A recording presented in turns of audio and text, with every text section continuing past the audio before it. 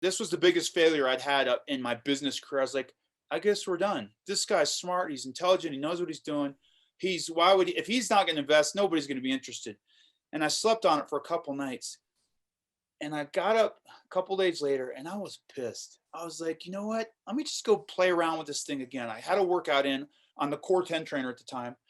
And I said, screw this guy. He doesn't know what he's talking about. He doesn't know this industry like I know this industry. And sure enough, I got other investors, was able to launch Ripcore FX, was able to get acquired by TRX Rip Trainer, or by TRX, the functional training company. And again, now we're on all 7 continents. Welcome to the Spartan DEKA series on SpartanUp with Jarod Cogswell, Director of Sport, and Yancey Culp, Director of Programming. What's up, Spartans? Welcome to the DEKA series on the SpartanUp podcast.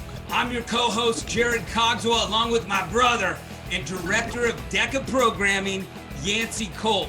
And today, we have a guest that can really, literally take a punch. He was the U.S. National Taekwondo champion. And I'll tell you what, guys, he's one of the most humble, fit pros on the planet. Today's episode of SpartanUp is brought to you by BetterHelp. SpartanUp listeners can save 10% on their first month by going to betterhelp.com/Spartan. So obviously, you know, Pete, you've had a lot of successes, very diverse background. You know, I thought my background in fitness was diverse. You've done a lot of great things. What is the thing, you know, that you look back that was a failure, you know, that taught you the most, like to keep pushing you forward? Yeah, I mean, that is a long list, my friend. And I think that's, you know, fighting was one of the, you know, I'll never forget I was a blue belt, and I was training at a YMCA, and I was getting pretty proud of myself. Because when I started Taekwondo, most people don't know this. I was 21 years old. I had an extremely late start in martial arts. I was 21, but I was kind of a freak athlete at that point. I mentioned my junior year, I finally started working out and into my senior year. And then all of a sudden I kind of hit a growth spurt. Next thing I know, I'm 6'2", like 195, 200 pounds. And I was kind of a scrawny 6 foot, even 179 pounds. And I started putting size on and training hard with intensity. And I mean, I was smearing people at this Taekwondo studio. Nobody could even hang with me for 10 seconds. And my coach finally said, Pete, you got to go up to Broomfield. I'm sorry, there's nothing more here for you. So I go up to Broomfield, right? Master Burkhart, I'll never forget it. And I go in there and I'm cocky, man. I got my chest out and it comes to sparring. And apparently, I didn't know this, but apparently they love to introduce people to the class. You know, at the end, you always line up and you spar at the end of class.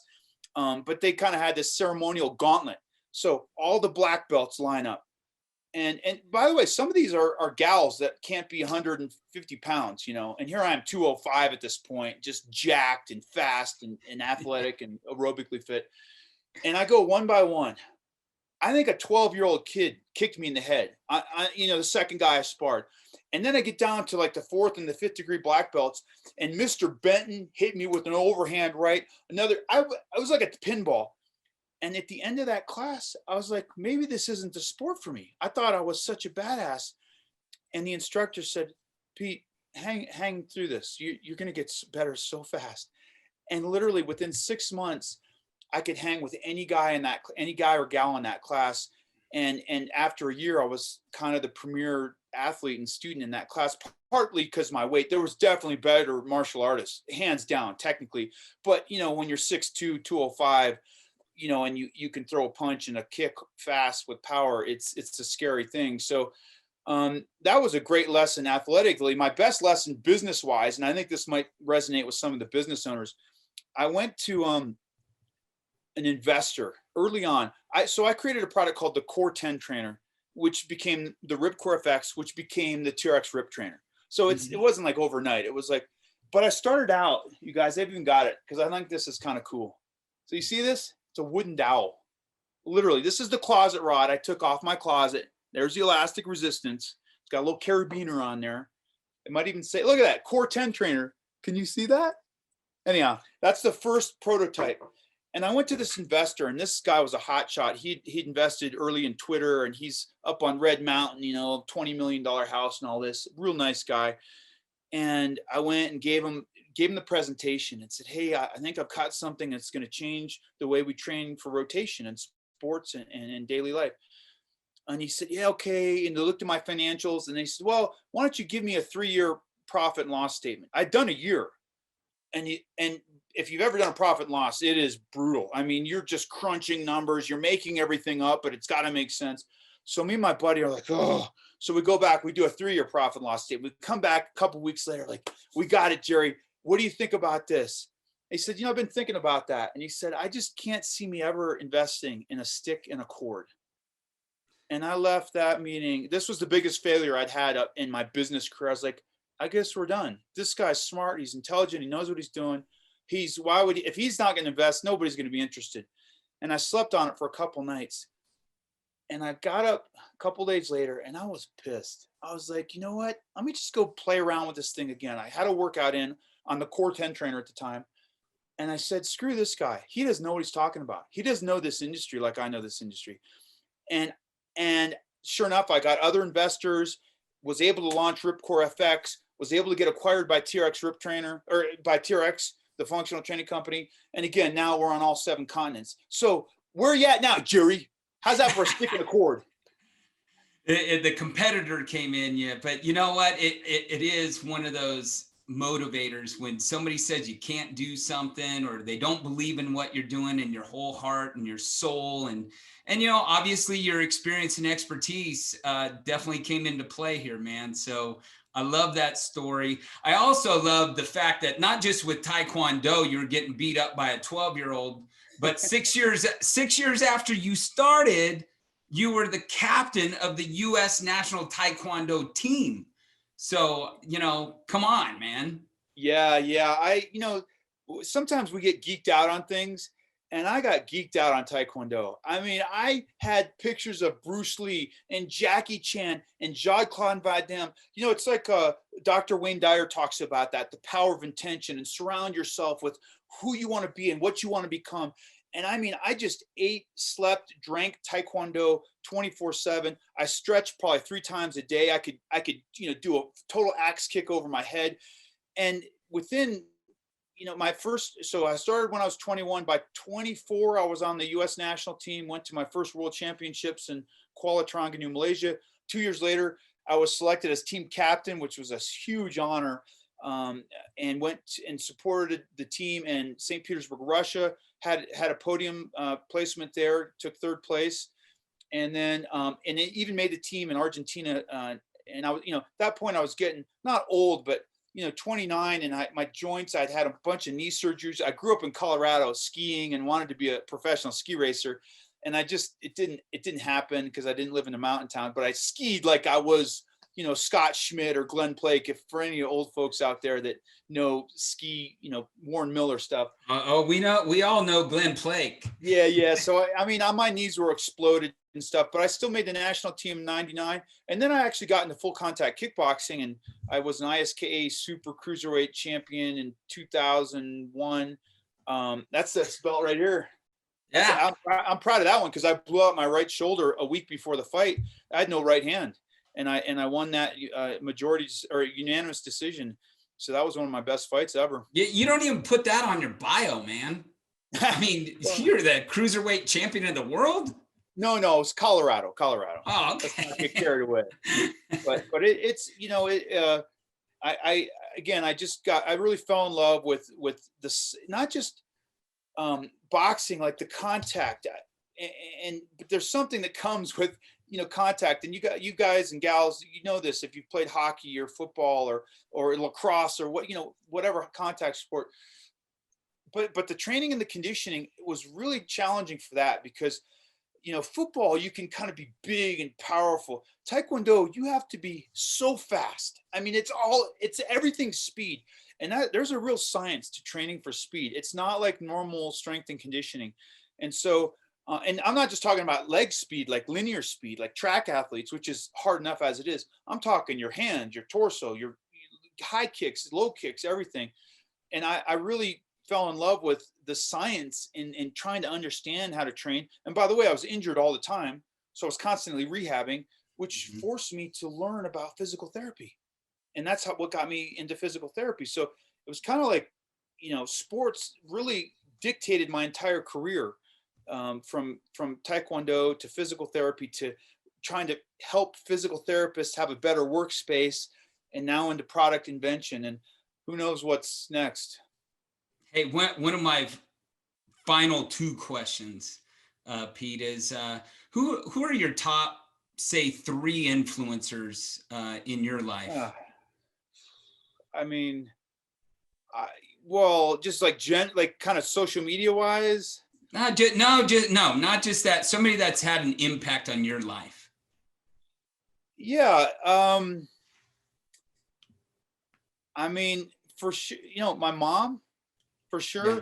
My mom, truth be told, is a lesbian, and I was adopted. I was pretty much raised by lesbians, and it was, I don't talk about that too frequently, but it was a unique experience. And she actually had a father that was my adopted father, and they broke up, and my mom was raising me and my sister, on one, pretty much by herself in Colorado. I was a latchkey kid, and she just taught me a lot about resiliency. This lady is so tough. She's the kind of lady that her computer breaks down. I'm like, Mom, call IT, call the Geek Squad. Oh no, I'll figure it out. I'm going to fix it. I'm like, what? And that's her. She gardens. She won't do anything unless she does it herself. And she's just she's got rhino skin. And yeah. I learned a lot from my mom. My Taekwondo instructor was not just when my father passed away, my adopted father passed away at 58 of prostate cancer. And it was an extremely difficult time in my life. I was 26. I was in graduate school studying for finals. I was training to make the Taekwondo national team and compete for nationals for the next World Championships in 96 or 97. And I just divorced my first wife. It was a night. Oh, and my sister was diagnosed with leukemia that same year. It was like I was falling apart. And I told my coach, I said, Coach, I don't think I'm going to train. It's not happening. I can't sleep. And he pulled me aside. He's like, Pete, we need you here. We the other kids, they depend on you. You don't even have to train. Can you just come help me coach a little bit? And so I said, all right, I'll do you a favor. I wasn't doing him a favor. He was doing me a favor, because the second I walked back in that dojo after a week or two of, crying my eyes out, I said, this is all I can do. All I know how to do right now is train. And with his tutelage and his compassion and his mentorship, he really was a huge impactful figure in my life. And then, I guess just speaking generally, Bruce Lee, I always Bruce Lee and Muhammad Ali, all the Lees. Yeah. Somehow I like the Lees. I just like people that kind of swim upstream. And Bruce Lee, people don't understand that Bruce Lee wasn't just a badass martial artist. He was a revolutionary thinker, and he tried to cultivate love, peace, and harmony in the world when it was very divided. People did not like, especially in California, people did not like Asians coming in to California and taking the place over. And they did not, there was a tremendous amount of racial discrimination. It still is, but back then it was just in the 60s and early 70s, it was very prevalent. And he didn't sweat that. He said, no, man, I want to teach the Caucasians, the Kwai Lo, my culture, our culture. I want to share with them my martial arts. And some people, even in his own factions, said, don't share your martial arts. That's ours. That's our Eastern influence. Don't share that with the white people. He said, no, that's the wrong message. So, and then Muhammad Ali is just, I don't need to talk about him. What he did, he sacrificed his entire professional career for something that he believed in his heart. I'm not going to go fight for a country unless they fight for me. And that's the epitome of huevos and fortitude and soul and heart. And I respect that, in anybody. Oh man, I recently saw a documentary on a plane ride not too long ago of a Muhammad Ali story I'd never seen before. And I was just like, man, there's so many things I didn't know about that man, and the greatness that not just that he brought to African Americans, but also to humanity. I mean, this guy was just a world leader, not just a boxer and a guy that liked to rhyme and create poems. I mean, he was just an amazing human being. So, and your mom sounds amazing. Does she live in Colorado too? She does. You know what? You're going to meet her, Jarod, because I spent a lot of time in Denver, and my man JC has moved to Denver recently. It sounds like you might hang down there for a little bit, huh? Hunker down? Yeah. Well, hey, the mountains are nearby, so it feels like home already, man. And I'm up in Aspen, which is in the mountains in Colorado. And so, yeah, we're going to get together soon, man. And there's big things on the horizon for me and you, buddy.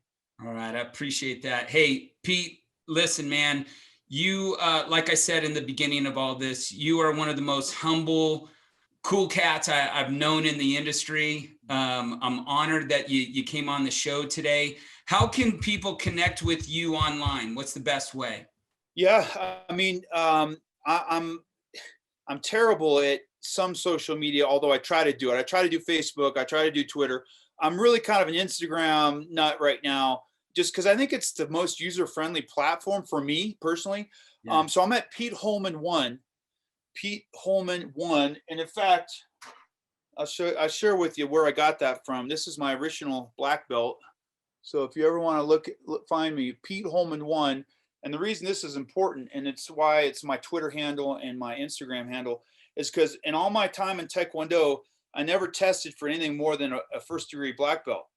So if you know anything about martial arts, it's all about your belt level and your status, and everybody wants to be a 4th and 5th degree black belt and all this stuff. And I got my black belt, and remember, black belt testing is expensive, and training is expensive, and traveling and competing is expensive. And back then I was in school, graduate school. I had no money. I literally was eating top ramen soup like 3 times a day. And so they kept wanting me to test. And I said, guys, I can't afford to test. I can't do it. And so to this day, it's just a proof that, you can be the U.S. national Taekwondo team captain with a 1st degree black belt. You can do anything in this life.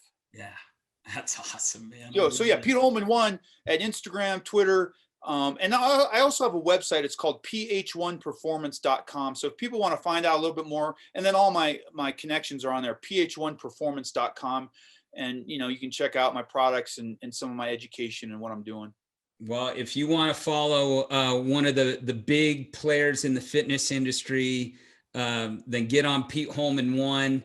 And not only that, you're going to learn a lot about Pete and see probably the same things I see about him, and you're going to get inspired. So, hey, brother, thank you again so much. And I can't wait till we connect live here soon. And thanks again for coming on today, man. Thank you, JC. And until next time, get after it, everybody. Thanks for listening to this episode of the DEKA series on SpartanUp Podcast. SpartanUp is your partner in resilience for mind, body, and spirit. We're here 3 days every week. Tuesdays, you can find Joe DeSena, founder and CEO of Spartan, interviewing biohackers, business leaders, authors, and athletes. Thursdays and Saturdays, catch episodes from our DEKA, Endurance, Trail, Combat, and Laruta series. Do you know someone who needs a little nudge? Maybe they could use some motivation, tactics to be stronger, healthier, happier, more successful. Tell them about our show. And if you're watching on YouTube, leave us a comment. We want to know who's watching and who's listening. Thanks. See you next time. Today's episode of SpartanUp is brought to you by BetterHelp. SpartanUp listeners can save 10% on their first month by going to betterhelp.com/Spartan.